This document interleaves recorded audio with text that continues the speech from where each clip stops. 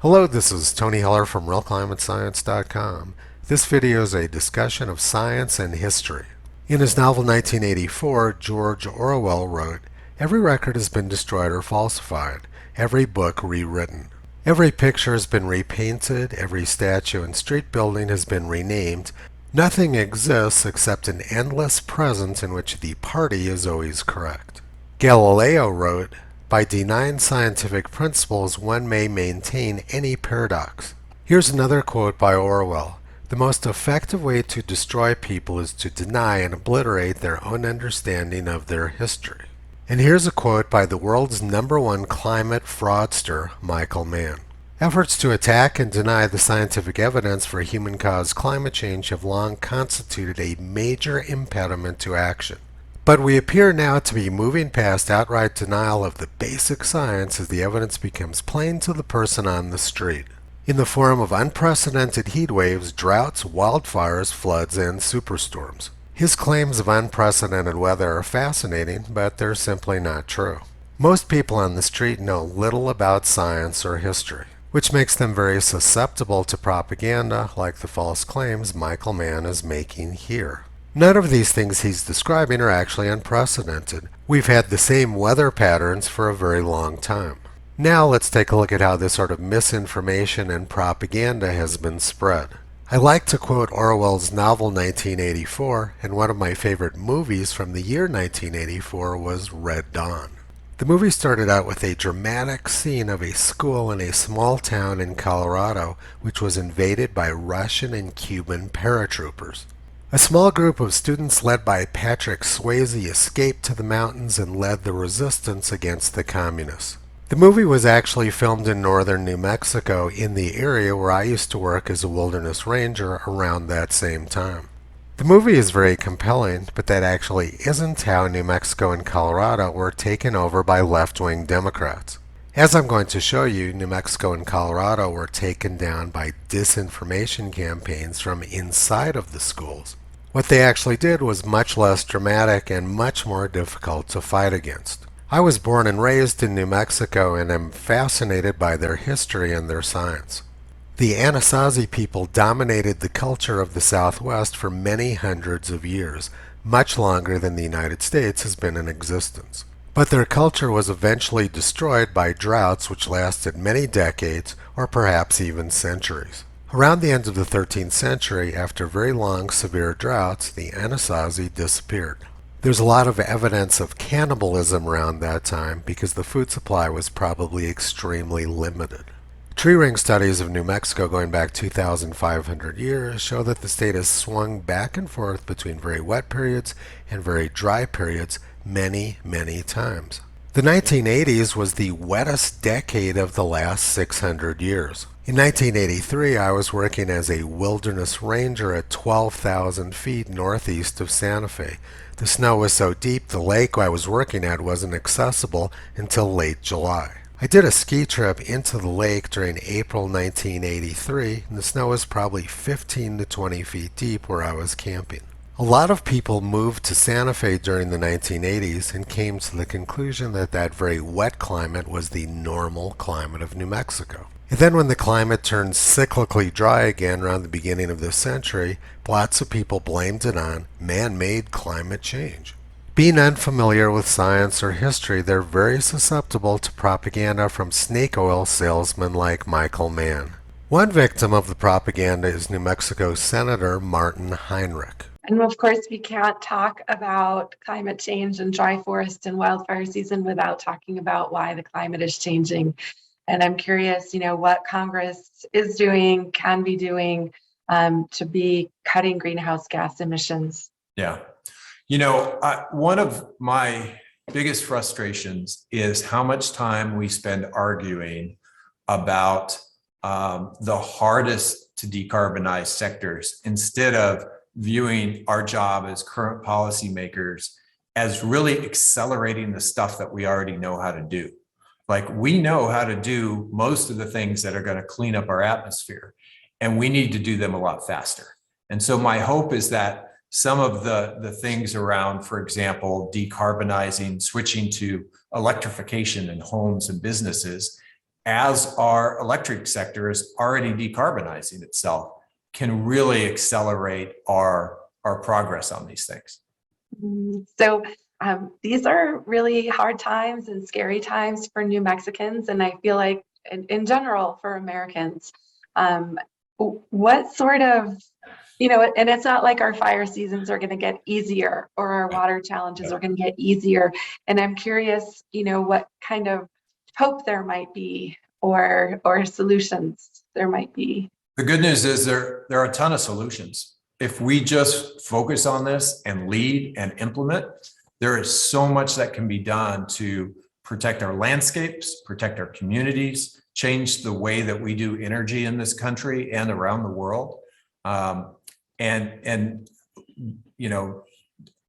not being able to lead and make decisions, that's the real jeopardy.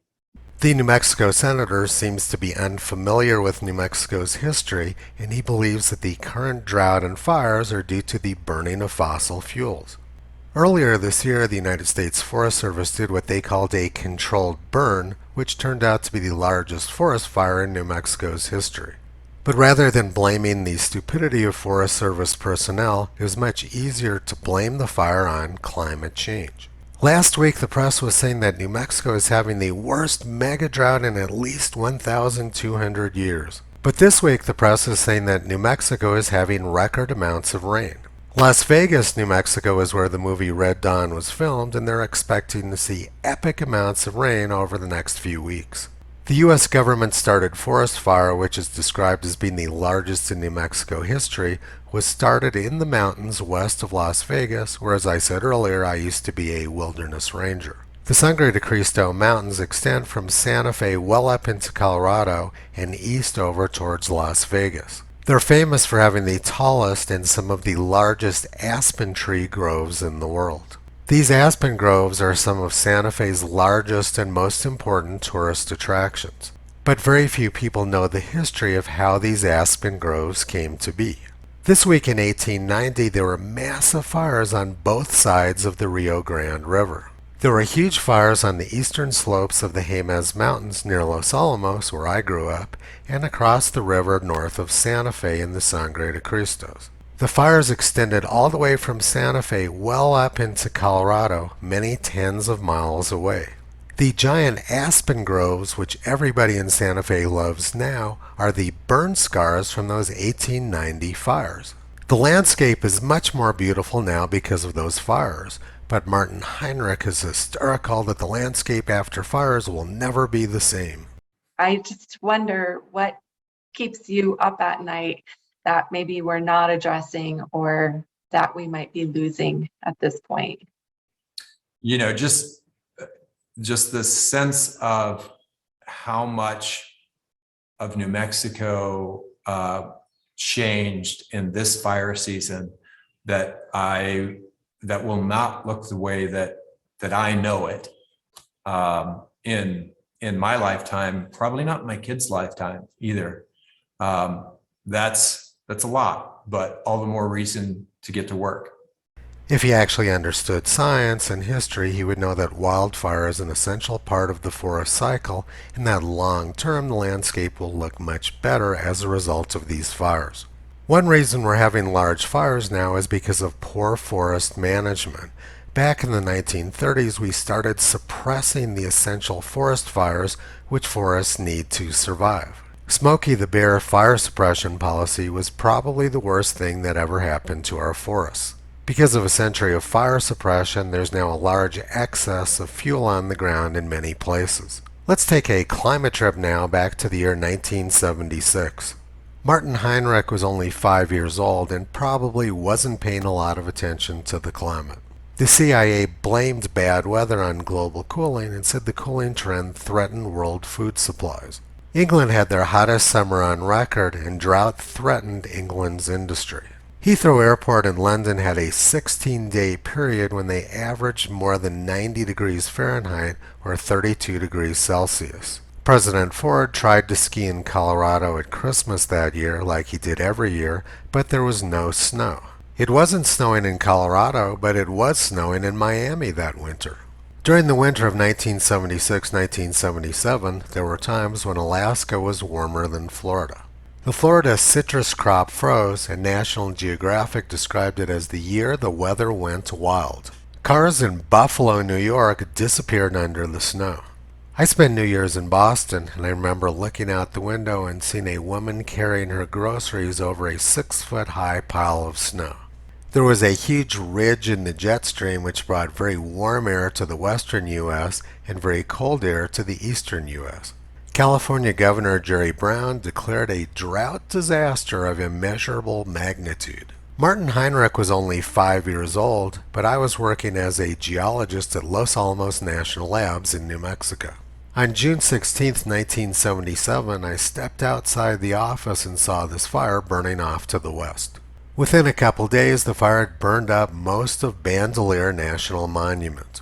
I spent much of my childhood hiking through these forests, which were a terribly overgrown mess due to decades of fire suppression. But now, 45 years later, the burn area is very healthy. This is what Ponderosa Pine Forest is supposed to look like. The 1977 fire did alter the landscape for the better, just like the 1890 fires did. In the year 2000, another careless, uncontrolled burn by the United States Forest Service burned up most of the forest land west of Los Alamos and 400 houses in the city. But 20 years later, the burn area is filling in with aspen trees and is already a spectacular tourist attraction for Los Alamos. The messy, thick, unhealthy, overgrown pine forest which used to be there is now a beautiful aspen forest.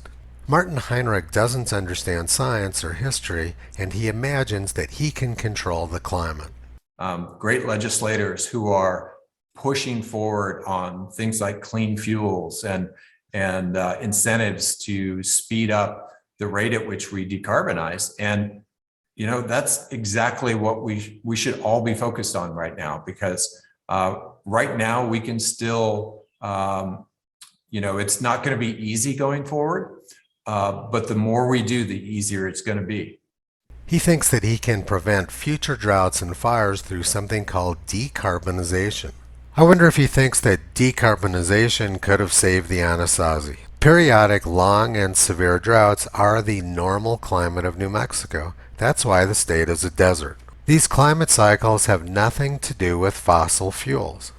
And even if the use of fossil fuels did have some bearing on the climate, there isn't anything Martin Heinrich could do anyway. Western governments have made dozens of what they call climate agreements over the last 30 years, and none of them have done anything to slow the growth of carbon dioxide in the atmosphere. This is because the governments of other countries in Asia aren't interested in the climate superstitions of people like Martin Heinrich. China and the rest of Asia are massively increasing their CO2 emissions even as the United States is cutting back. The U.S. government can howl at the moon all they want, but it's not going to affect the behavior of Asian countries.